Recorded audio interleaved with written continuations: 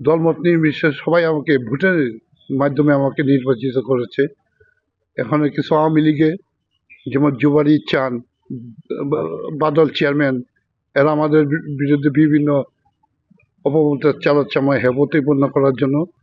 কিছু এই ভুয়া একটা আইডি জামালপুর হালচাল, এই আইডি থেকে আমাদের পরিবারের বিরুদ্ধে অনেক মিথ্যা এবং বিভ্রান্তিমূলক লেখালেখি করা হয়। আইডি আমাদের প্রতিপন্ন করার জন্য এই সংবাদ সম্মেলন আয়োজন করা হয়েছে।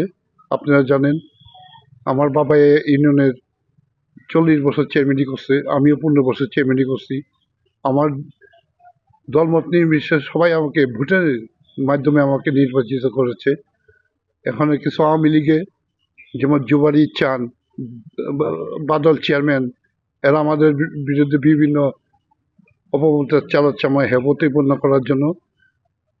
ইনশাআল্লাহ আল্লাহর রহমতে এই প্রতিপন্ন করতে পারবে না, কারণ আমি এখনো ভালো আছি, সৎ আছি। আমি রাজনীতি করি, আমার এটা নেশা, এটা পেশা না। যারা পেশাগতভাবে রাজনীতি করছে তারা আজকে চতুর্দিকে দেখেন বাদল চেয়ারম্যান, জুবারি চান, তাদের কি অবস্থা আর আমার কি অবস্থা। 2016 সালে আমি ধানের প্রতীক নিয়ে চেয়ারম্যান নির্বাচিত অংশগ্রহণ করেছিলাম। সেখানে আমাকে মেরে মাথা ফাটিয়ে দেওয়া হয়েছে, বাড়ি অ্যাটাক করছে। আমার ছেলেকে রাস্তায় ফেলে পিটানো হয়েছে। আমার ছেলে সামান্য অনিত, তার নামে 17টা মামলা দিছে। দ্রুত বিচার আইন মার্ডার মামলা থেকে অফিস পড়া এরকম অনেক 17টা মামলার আসামি তারে করা হয়েছে। সে 22 দিন মার্ডার মামলায় জেলও খাচ্ছে। মিথ্যা ও বিভ্রান্তর এই আইনের বিরুদ্ধে আমি একটা আইনগত বিচার চাই, যেন আমাদের এই বিভ্রান্তিমূলক অপপ্রচার থেকে আমরা রক্ষা পাই। করছি, জিডি করা আছে থানায়। পরিষদে নাকি কর্তৃত্ব করতেছি, আমি ইউনিয়ন পরিষদে ফুসকিও দিই না, আমি ওদিকে তাকাইও না, কারণ আমাদের নেতা মুস্তাফা বলবেন নির্দেশ, আমরা দল ক্ষমতা না আসা পর্যন্ত কোনো এই ইউনিয়ন পরিষদ বা কোনো সাথী দরবারে আমরা যেন না যাই। তারপরে আমাদের বিরুদ্ধে একটা মিথ্যা অপপ্রচার চালাচ্ছে এরা। এটা আসলে আওয়ামী লীগেরই কাজ, এটা আওয়ামী লীগের কিছু বাদল চাঁদ জুবারিয়ারাই করাইতেছে। তাদের ছিল আমার বাবারে নিয়ে অনেক উল্টাপাল্টা কথা বলে। তারপরে তারা এতদিন জমি দখল করছে, বাদল চেয়ারম্যান, খলিল মেম্বার আওয়ামী লীগের, অলি আহমেদ, এরা মিলা মানে ওই বিজয় চত্বরে জমি দখল করার পায়তারা করতেছে। সৎ এবং অনেস্ট ব্যক্তি, ইতিপূর্বে সে তিনবার চেয়ারম্যান ছিলেন।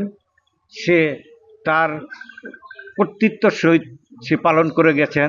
সে জমাজমি বিক্রি করে খাইছেন, কিন্তু জনগণের পকেটের দিকে সে কখনো তাকায় নাই।